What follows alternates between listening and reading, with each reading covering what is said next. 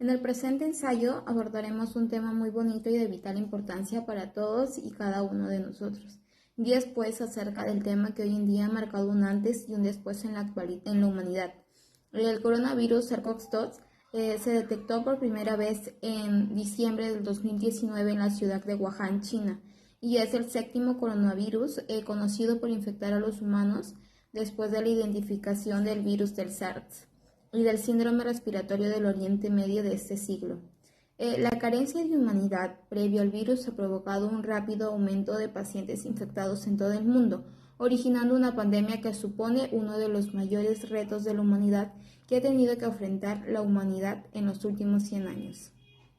Línea de tiempo de sucesos del COVID-19 en el mundo y en el Perú. Tenemos en diciembre del 2019, el día 31, la Comisión Municipal de Salud de Wuhan, China, notifica un conglomerado de casos de neumonía en la ciudad, ¿no? Tenemos también en enero del 2020, el día 10, la OMS publica información técnica, ¿no? El 11 de enero publica se vio la primera muerte del coronavirus en China. El 13 se confirma oficialmente un caso de coronavirus en Tailandia. El 22 de enero, la Organización Mundial de la Salud afirma que la transmisión es de humano a humano. El 23 de enero se ve lo que es el cierre y confinamiento de la ciudad de Wuhan. El 30, la Organización Mundial de la Salud declara emergencia internacional. Luego pasamos con febrero del 2020. El 11 se establece el nombre de COVID-19. El 14 de febrero se vio lo que es el primer caso en África. El 26 de febrero se ve el primer caso de COVID-19 en Brasil.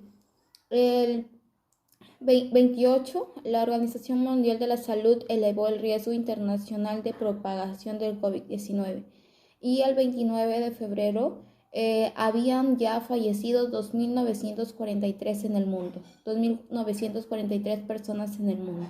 Luego tenemos el mes de marzo del 2020. El 1 de marzo inicia lo que es el primer estudio en base 1 sobre las vacunas del COVID-19. El 6 de marzo se vio lo que es el primer caso de COVID-19 en Perú. El 11 de marzo la Organización Mundial de la Salud determina que la COVID-19 es una pandemia. El 15 de marzo se dicta el aislamiento social obligatorio y cierre de fronteras en Perú. El 19 de marzo se ve lo que es la primera muerte por COVID-19 en Perú. El 30 de marzo ya habían 39.907 muertos en el mundo y 791.074 casos en el mundo de infecciones. En abril del 2020, el 8 de abril, se ve la OMC advierte sobre la recensión profunda de la vida, ¿no? El 24 de abril, los líderes garantizan el acceso a vacunas. Y el 30, hasta la actualidad de abril 2020, ya habían 241.630 muertes en el mundo y 3.193.680 casos en el mundo. En mayo del 2020, el 22, se ve lo que es la primera publicación de un estudio fase 1 de un candidato a vacunas, ¿no? Como son la AD5 CanSino China. Y el 30, luego tenemos el mes de marzo del 2020. El 1 de marzo inicia lo que es el primer estudio en base 1 sobre las vacunas del COVID-19. El 6 de marzo se vio lo que es el primer caso de COVID-19 en Perú. El 11 de marzo la Organización Mundial de la Salud determina que la COVID-19 es una pandemia. El 15 de marzo se dicta el aislamiento social obligatorio y cierre de fronteras en Perú. El 19 de marzo se ve lo que es la primera muerte por COVID-19 en Perú. El 30 de marzo ya habían 39.907 muertos en el mundo y 791.074 casos en el mundo de infecciones.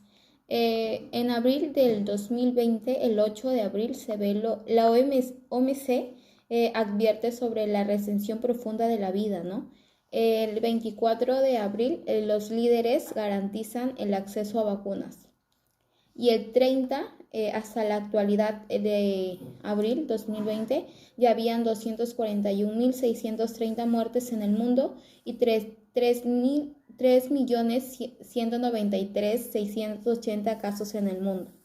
En mayo del 2020, el 22, se ve lo que es la primera publicación de un estudio fase 1 de un candidato a vacunas, ¿no? Como son la AD5 CanSino China.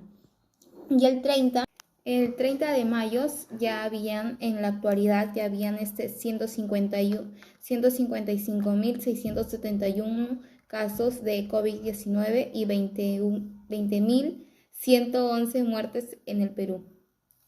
En julio del 2020, el 27, inicia el primer estudio en fase 3 sobre las vacunas del COVID-19. En septiembre del 2020 llegan lo que son al país de Perú vacunas para el ensayo clínico, ¿no? El día 3. Luego, en octubre del 2020, el día 15, 10 candidatos a vacuna en 19 estudios en fase 3. El 15 de octubre llegan candidatos en estudio 198, 42 fases clínicas y 156 preclínicas. El 16 de octubre habían casos COVID 39 millones en el mundo y 1.100 millones de muertes. En noviembre del 2020 anuncian la segunda ola por COVID-19 en Perú. En diciembre del 2020, el 11, el Ministerio de Salud, el MINSA, anuncia el primer caso por reinfección de COVID-19. El 21 suspenden lo que son los ingresos y vuelos de Europa en Perú. El 31, la Organización Mundial de la Salud valida el uso de emergencia para la vacuna contra el COVID-19 de la vacuna Pfizer. En enero del 2021, el 12, la ministra de Perú anuncia que entraron a la segunda ola. El 26 de enero dictan lo que es la nueva cuarentena por segunda ola en Perú. El 30 de enero ya habían 2.290.456 muertos en el mundo y 102.906.555 casos en el mundo. El 24 de enero del 2021, en México se registra el mayor número de casos COVID-19. En febrero del 2021, el 7, llega el primer lote de vacunas de Sinopharm en Perú. El 9 de febrero se inicia. En marzo del 2021, el 1 de marzo, se dicta lo que es el fin de la cuarentena en Perú. El 8 de marzo se inicia la vacunación con la vacuna Pfizer. En diciembre del 2021 había ya un total de casos de 2.292.254 y de fallecidos habían 202.690 en el Perú. Y el 30 ya de diciembre del 2021 los países con más infecciones nuevas eran lo que es Estados Unidos, Canadá y Argentina. En enero del 2022, el 4 de enero, el MINSA oficializa lo que es la tercera ola, misma que alcanzó picos muy superiores de contagio en Perú. En abril del 2022, el 2, autorizan la colocación de la cuarta dosis de vacuna contra COVID-19. En total de casos en el mundo habían 544.495.287 número de infecciones, ¿no? Y de muertes habían 6.330.572 muertes. En junio del 2022, el día 28, en la actualidad en Perú, habían 3.617.629 casos y 213.482 muertes a causa de COVID-19. La Omicron es identificada por primera vez en Sudáfrica. Su propagación es con mayor facilidad que otras variantes. La sede, Centro para el Control y la Prevención de Enfermedades, están trabajando con los funcionarios de salud pública, estatales y locales, para monitorear la propagación de la variante. En las vacunas, los datos sugieren que la variante Omicron es menos grave en general. Sin embargo, un aumento de casos puede provocar un incremento significativo de hospitalizaciones y muertes. Ya. Los casos de infección en vacunados son esperables por el hecho de estar al día con las vacunas recomendadas, ¿no? Sirve para evitar enfermedades gravemente, ser hospitalizados y morir. La aparición de las variantes Omicron destaca aún más de la importancia de la vacunación y las dosis de refuerzo. En el tratamiento, algunos, pero no todos los tratamientos con anticuerpos monoclonables siguen siendo efectivos contra la variante. También las agencias de salud pública coordinan con los proveedores de atención médica para así garantizar que se utilicen de manera adecuada los tratamientos y para que también sea eficaz en los pacientes. Seguimos con la variante Delta. Una cosa que distingue a la variante Delta de otras cepas de coronavirus es la velocidad en la que ésta se propaga. En tan solo unos meses, la variante Delta pasó de no existir en Estados Unidos a constituir la gran mayoría, alrededor de un 83% de los nuevos casos de COVID-19. Según los datos del Centro para el Control y Prevención de Enfermedades, CDC, los síntomas son similares al resfriado, que incluyen dolor de cabeza, secreción nasal y dolor de garganta. Los que ahora encabezan en la lista del estudio en el curso, mientras que los síntomas más comunes del COVID-19 es la pérdida del olfato, la dificultad para respirar, la fiebre y la tos.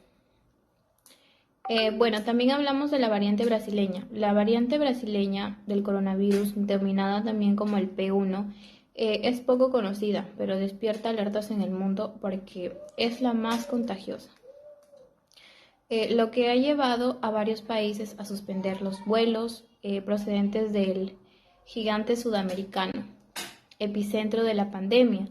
Esta variante del SARS-CoV-2 ha sido identificada como la mutación E484K en su proteína S, presente en otras variantes y que ha sido asociada con una mayor capacidad de transmisión. Los investigadores concluyeron que circula en Brasil por lo menos desde agosto del año pasado y que ya se propagó por 4 de las 5 regiones del país. Mis y compañeros, tengan ustedes muy buenos días. Mi nombre es Jocelyn del Milagro Córdoba Fijó y prosiguiendo con la exposición a lo que respecta a este tema de la COVID-19, tenemos los que son sus tratamientos y complicaciones frente a ella. Bien, si su prueba de detección frente al COVID-19 es positiva y corre más riesgo de enfermarse gravemente, existen tratamientos disponibles de sitio externos, lo cual van a ayudar a reducir su riesgo de hospitalización o muerte a causa de la enfermedad. Un proveedor de atención médica debe recetar los medicamentos para el tratamiento del COVID-19 que se debe iniciar lo antes posible una vez recibido el diagnóstico. ¿Para qué? Para que éstas puedan resultar más efectivos. Tenemos el tratamiento antiviral, lo cual van a atacar ciertas partes del virus para poder así impedir que éstas se multipliquen en el organismo y ayudar así a evitar la forma grave de la enfermedad o quizá la muerte. Tenemos también los anticuerpos monoclonales, los cuales nos van a ayudar al sistema inmunitario a poder reconocer el virus para poder así reaccionar frente a ellos de manera mucho más efectiva. En el tratamiento antiviral tenemos lo que es el Paxlovid. Este es un medicamento desarrollado por Pfizer, en lo cual actúa como un inhibidor de la proteasa. ¿Qué es la proteasa? Es un tipo de enzima que descompone las proteínas en proteínas más pequeñas. ¿En quiénes se aplica? En adultos, en niños de 12 años a más, cuando lo más antes posible se debe iniciar dentro de los 5 días de la aparición de los síntomas. ¿Cómo? Se toma por casa por vía oral. Tenemos también lo que es el antiviral Veklury, lo cual es un medicamento usado por primera vez en 2009 y en enero de 2020 por Gilead, una compañía biotecnológica que comenzó las pruebas de laboratorio contra el SARS-CoV-2, indicando que se había demostrado que Remdesivir era activo frente a esta variante. La vía de administración es mediante una inyección intravenosa y oral infusión, en quienes se aplica en adultos y niños, cuando lo más antes posible se debe iniciar dentro de los 7 días de la aparición de los síntomas, como mediante una infusión intravenosa en un establecimiento de atención médica por 3 días consecutivos. Tenemos también los anticuerpos monoclonales, dentro de ellos el Becteloimal, lo cual es un medicamento de investigación que se utiliza para el tratamiento de la enfermedad por coronavirus. ¿Quiénes se aplica este medicamento? Adultos, niños de 12 años de edad o más. ¿Cuándo se aplica? Lo más antes posible. Se debe iniciar dentro de los 7 días de la aparición de los síntomas. ¿Cómo se aplica este medicamento? Esta es una inyección intravenosa que se aplica por única vez. Tenemos también lo que son las complicaciones, lo cual tenemos la neumonía y problemas para respirar, la insuficiencia orgánica en varios órganos, los problemas cardíacos, una afección pulmonar grave que causa que una baja cantidad de oxígeno pase por el torrente sanguíneo a los órganos, lo cual se define como un síndrome de dificultad respiratoria aguda. Tenemos también los coágulos de sangre y las lesiones renales agudas. Buenos días, profesora. Mi nombre es Edilma Kulki Condor Chamba. Continuando con la exposición, ahora vamos a ver lo que el MINSA y la OMS implementaron las medidas de seguridad para evitar el contagio de COVID-19, lo cual, como sabemos, fue una enfermedad muy agresiva, al mismo tiempo fue muy rápida. Por eso se tuvieron que implementar muchas medidas de seguridad para que este virus deje o al menos se limite o pare un poco al seguir contagiando a muchas personas. Si bien es cierto, sabemos que este virus acabó con millones de personas alrededor de todo el mundo, que fue muy rápida su propagación a todo el mundo también, lo cual la OMS tuvo que implementar medidas para poder evitar la propagación de este COVID-19. Una de estas medidas para evitar el contagio fue el utilizar la mascarilla. La mascarilla, el protector facial, el mameluco, el lavado de manos,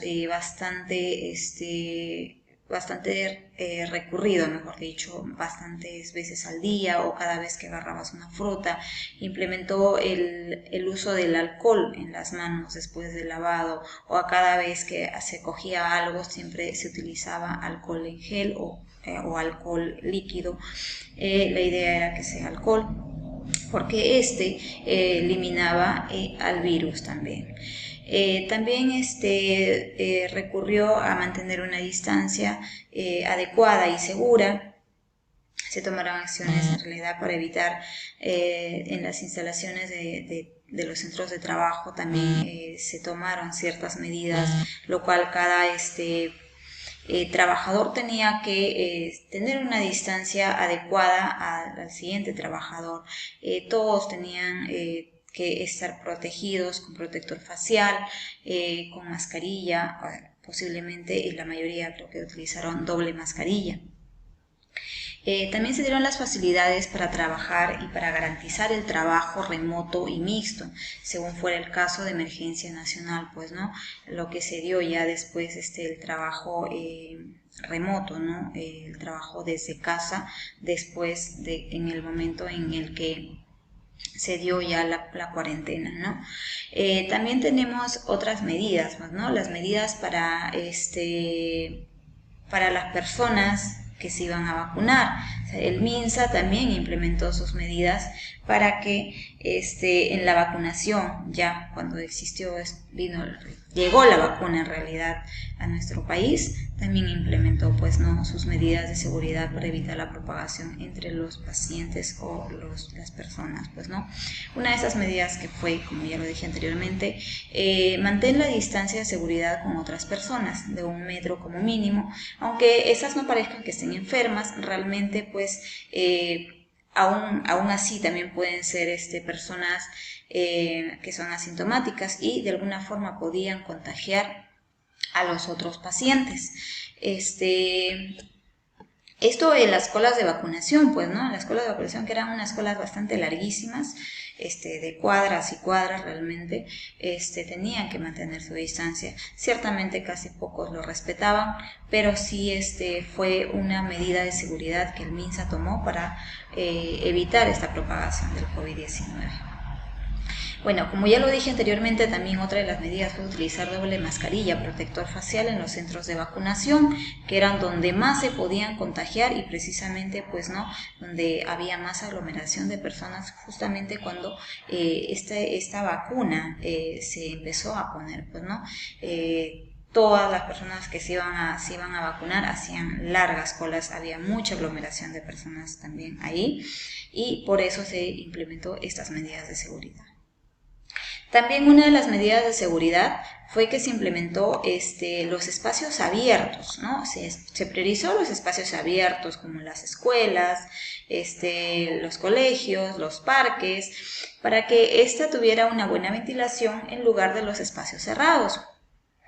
Si estos interiores, ¿no?, se abre una ventana y la verdad no eran adecuados, ¿no? Los espacios abiertos donde había más ventilación, posiblemente para que incluso el mismo respirar de las personas no se pueda alejar demasiado y pueda ser, pues, ¿no?, llevado por el viento.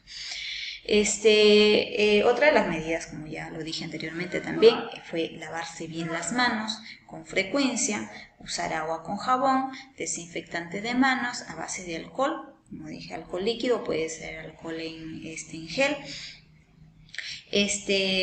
para acudir también, incluso para acudir a los centros de vacunación. Ahora, también tenemos que entender que el MINSA recomendó que cada persona, si fuera posible, llevara su propio alcohol para que estos, cada vez que tocaran algo, se rociaran en las manos y pudieran eliminar el virus que podrían tener, pues, ¿no?, en ese momento, o que podían contagiar a veces solamente por agarrarse en cualquier pared, o en cualquier barandilla, o en cualquier cosa que podían agarrar. Hasta un lapicero podría ser contagioso en ese momento. También tenemos que entender que otra de las medidas que tomó fue, pues, que cuando tosas o estornudes te cubras la nariz y la boca con el codo, ¿no? Esto fue para no precisamente tocar con las manos si estabas contagiado, ¿no? O con un pañuelo que después se podía lavar, pues, ¿no?